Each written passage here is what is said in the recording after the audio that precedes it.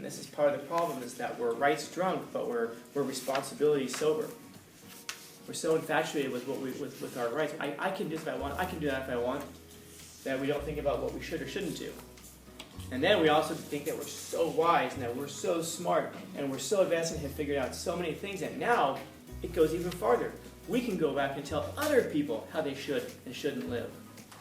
You guys get to tell your grandparents and your parents that they're out of touch and out of date in the exact same way that your children will come along and tell you that you're out of touch and out of date. I promise you that. Watch. In fact, it won't even be your children. It'll be before that. Watch.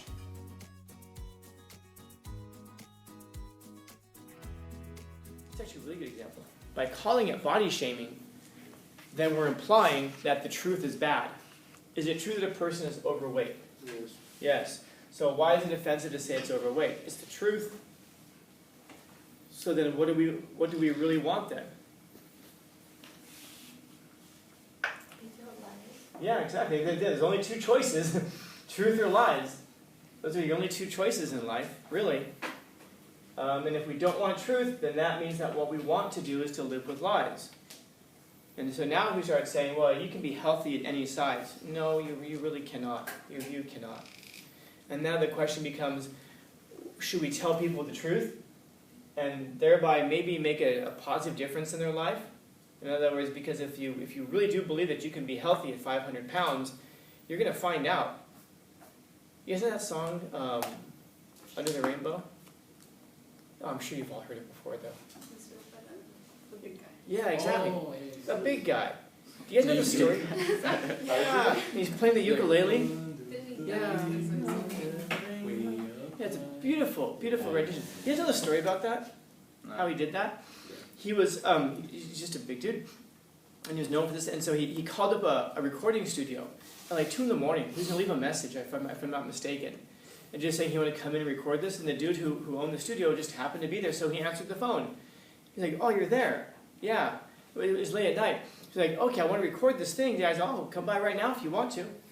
So the guy went down to the studio and recorded that. That's one take. It's just live. It's just him recording that. It's incredible. An incredibly beautiful song, man. Anyway, he's dead. How did he die? Overweight. Overweight, man. This guy was huge. I don't understand, though. I thought that we could be healthy at any size. I don't understand. I just watched this video that someone sent me from a TikToker who's claiming that any effort to lose weight is fat-phobic. So in other words, if you exercise and you happen to lose weight, or if you're sick and you're given medication that happens to cause you to lose weight, that's okay. But if you start to diet because you want to lose weight, if you start to exercise because you want to lose weight, this person who claims to be a personal trainer, I don't know, maybe not, I don't know. But this person is claiming that just by virtue of the fact that you want to lose weight, that means that you are now fat-phobic and therefore you are bad. So how do we go from that to now you're a bad person if you want to do that? You see that it's a slippery slope, man. That's the thing about it. Now, how could we have avoided it? Imagine if we just stuck to truth. There is no slippery slope with truth. There is no next step. Well, where's this going to go with truth? But there is that with this. And once you've given in to this, well, now you don't really have a right to back away from it. Once you've already agreed, we're going to live by some lies. You don't have a right to say which lies anymore, because lies are just going to be lies. And any line that you draw is going to be completely arbitrary. Why that lie and not this other lie? We had a conversation last period, and I made a spicy prediction. We'll see. You know, it offended some.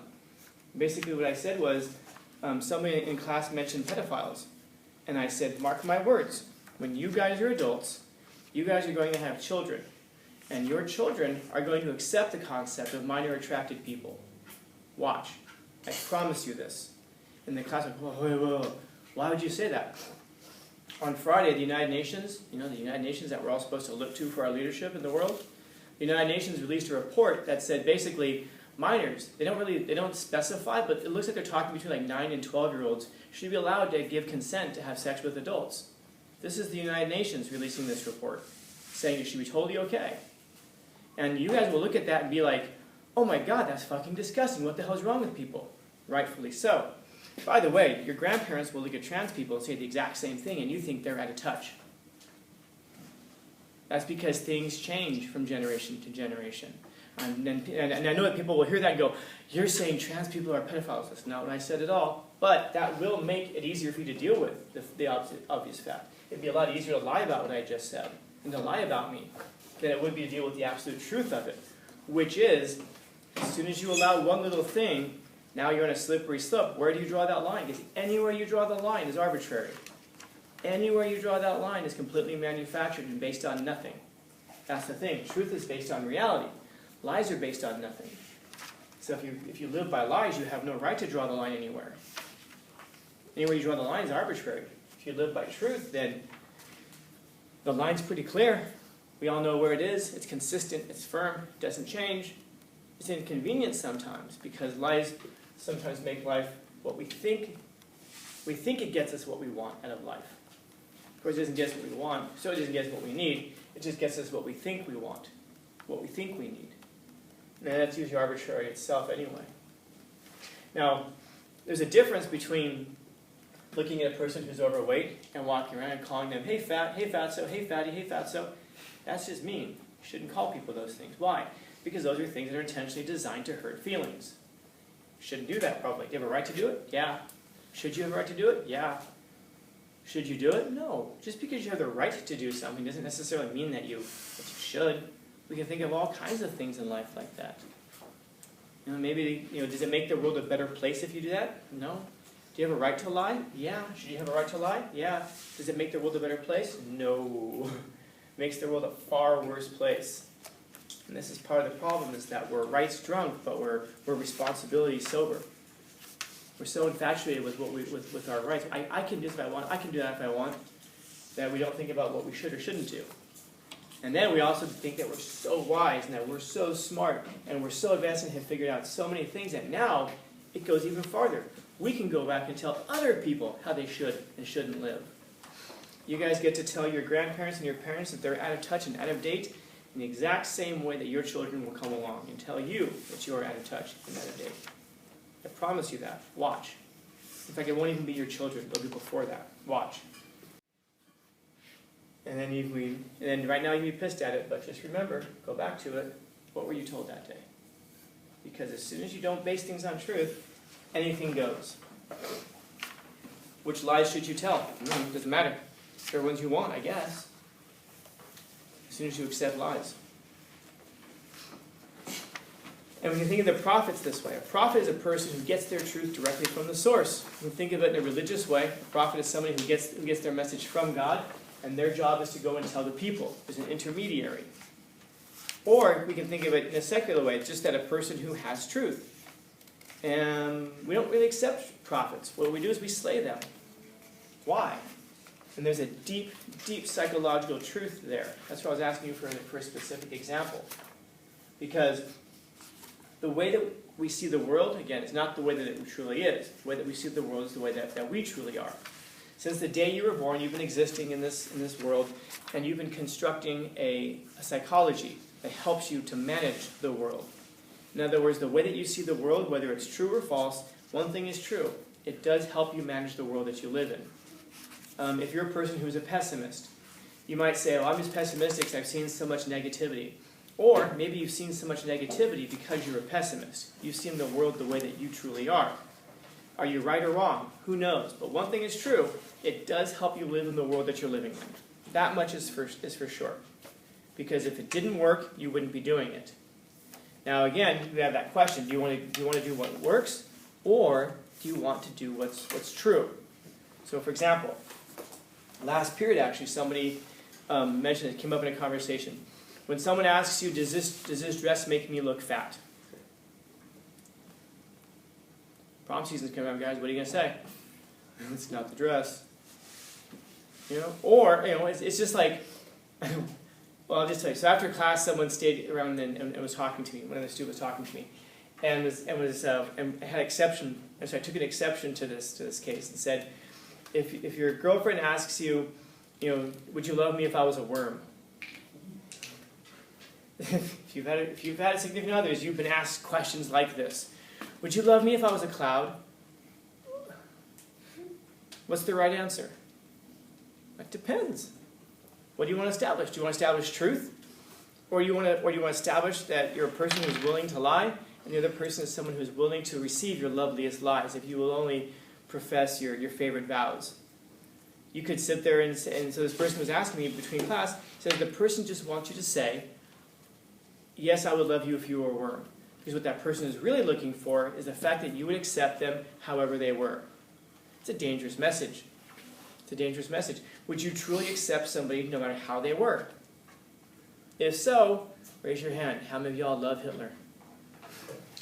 I don't understand. I don't understand. Can't you just accept him as he is? How many of you like just love Joseph Stalin? Yeah. Can't you just accept him as he is? None of us accepts people as they are. Maybe our parents do. Maybe our parents accept us as we are. But none of us would apply that true standard. Here's probably the real answer. Oh, sorry. The person asked me, what answer would you give? All right, screw it. I'll tell you what I said. He goes, what answer would you give? I said, if I was asked, would you love me if I was a worm, I would say, of course not. And he kind of like recoiled from this. And I said, what would you say instead? I said, I would say, of course I wouldn't love you if you were a worm. Because you are not a worm. I love you.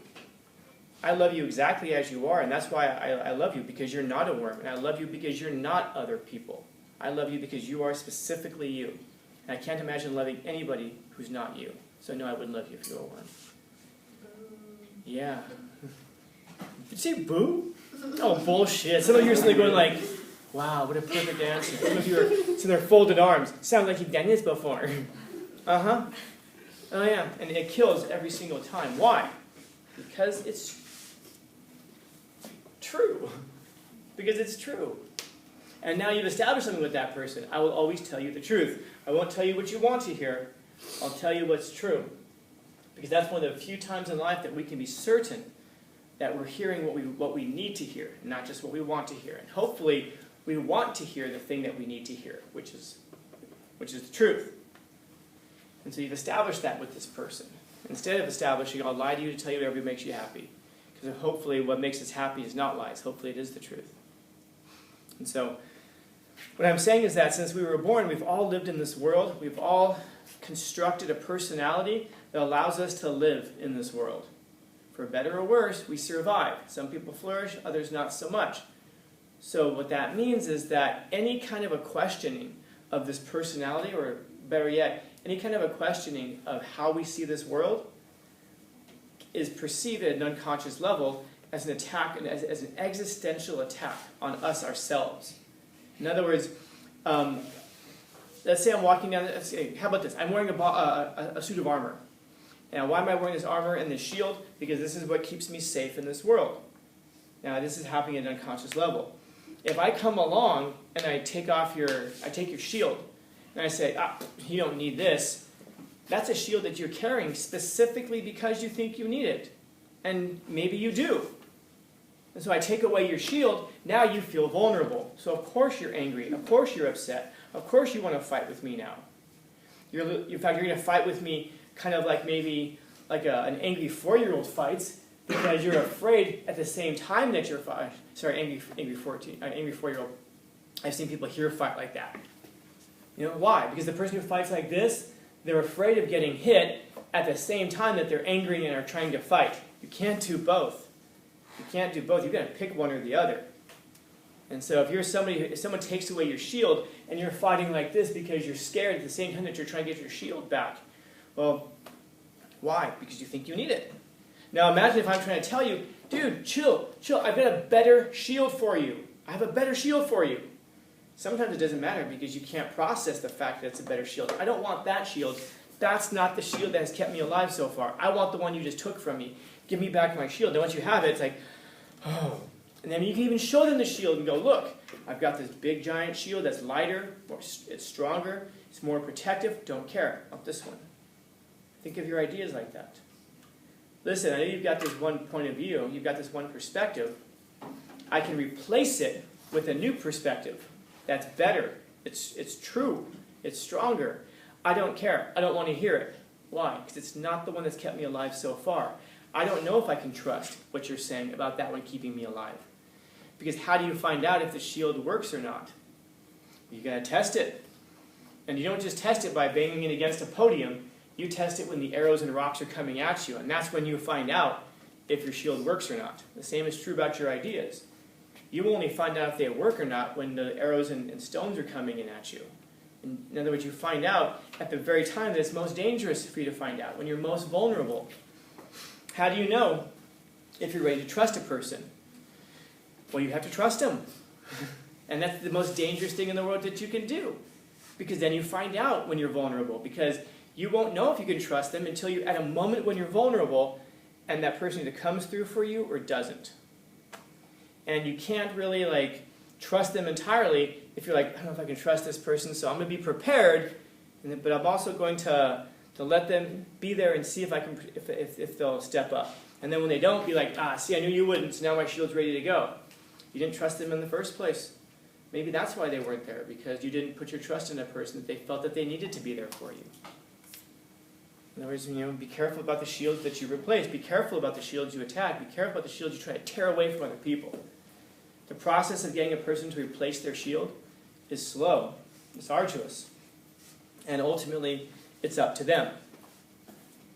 And ultimately, it's up to you, too. Before we start talking about trying to change other people, of course, be careful. You can tell me if this sounds familiar. You should hold on to your shield, hold on to the things in life with a loose fist.